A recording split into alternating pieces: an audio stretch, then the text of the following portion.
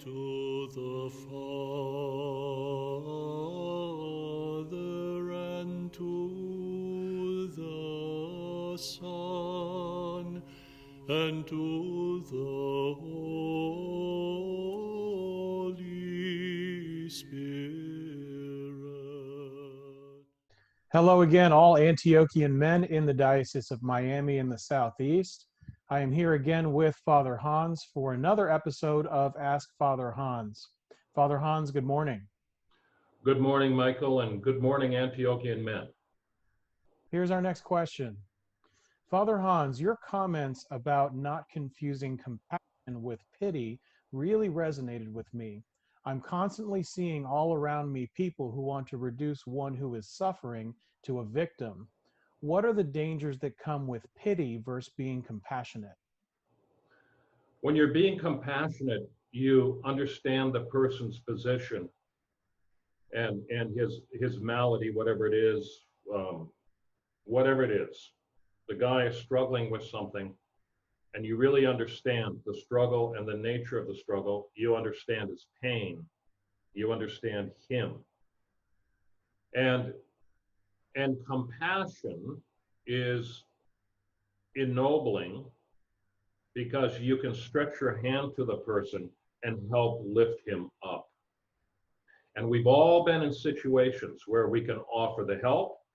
We've all been in situations when we needed somebody's help in order for us to get where we needed to go. That's really the definition of true brotherhood right there. Pity dehumanizes, and it enervates, it makes weak the object of your pity. And I use the word object deliberately, because if you pity someone, you're really making that person an object. There's no compassion there. And your pity might make you feel good. And that's why people pity, because it gives them a sense of self-esteem, because they are morally virtuous. They feel morally virtuous because they feel sorry for the right people, or this person or that person, whatever the situation may be. But pity is not ennobling. Pity does not extend the helping hand. Pity does not see the person as someone who can rise from his situations and overcome them. Pity keeps the poor poor. Pity keeps the weak weak. All it does, it makes us who see the person as pitiful feel strong, feel good. It's tremendously, it's a selfish emotion is really what it comes down to. So if we pity somebody, what we're really doing is, as I said, we're weakening them. And if we see people as victims because of their circumstances and victims alone, then what we will not do is help them in a compassionate way, to be compassionate, help them rise above their circumstances. But rising above their circumstances also imposes a certain expectation that the person will do the necessary work on his part in order to rise. I deal with that a lot with the guys that I talk to. If, sometimes someone will call me and we'll talk, and they're really good guys. I love talking to them. And their situation is there's inertia there. They're stuck, right? And we talk about it. Why are you stuck? What's going on? Where do you want to go? We define a few things. You can figure out what the person's goals are, what his talents are, right? You help the person define his own personhood, basically. But then you get to the point, okay, well, what's the next step? What do you have to do? And we actually map that out. It doesn't take that long. It really doesn't, because we're all wired for success. All men are wired for success. right? It's really defining, okay, where is your corner of the world where you're going to be successful in? It could be 1,000 different things, right? But to achieve that success, to grow in one's own manhood, because they work together, you got to exercise some self-discipline. And we get to the point of what needs to be done next. And then we figure it out, and we say, okay, this is what you need to do. You want to move forward? You want to get unstuck? This is what you need to do in order to go where you should go. And then I don't hear from them again. I even have given guys assignments. I say, call me back in a week, okay, and let me know. And I don't hear from them again. They're not willing to do the work. If they're not willing to do the work, then I can't spend time talking, okay? Because if I were to pity them, you know, I would cuddle them and say, oh, I know it's so tough and blah, blah, blah, blah. You know, and all I do is I lock them in their inertia.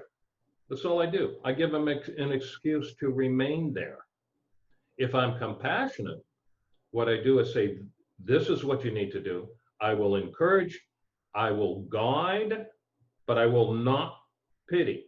Now, because pity, what I do when I pity is I actually lock them in their dysfunction. Now,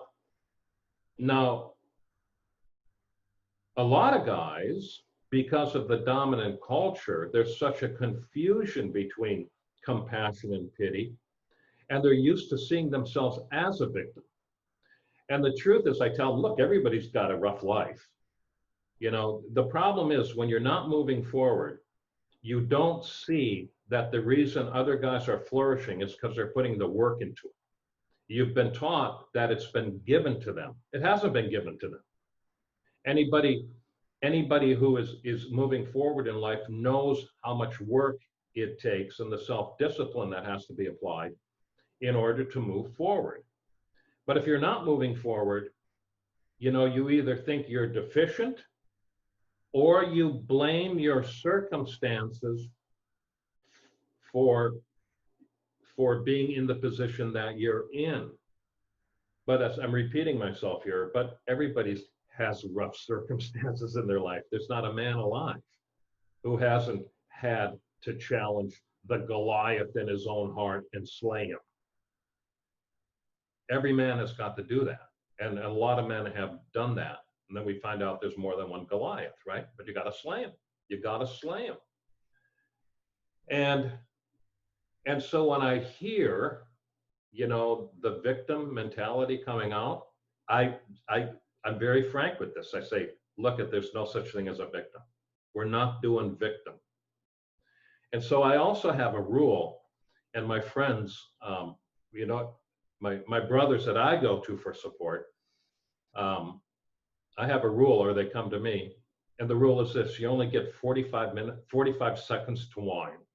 Okay, so, you know, it feels good to kind of unload, but you only get 45 seconds. At that point, we stop and we look at what the next steps need to be and where to go.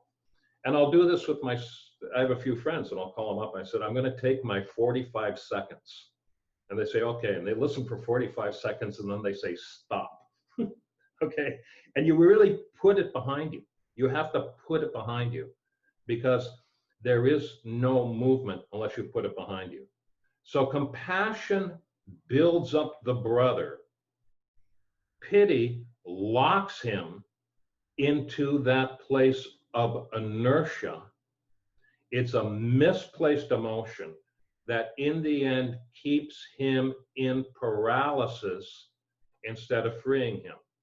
And a victim, well, you know, by whatever definition you use, we're all victims to a certain extent, but it's a worthless pose to take.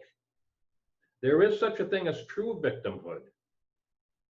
But even the true victim has to move forward. But most of us are not.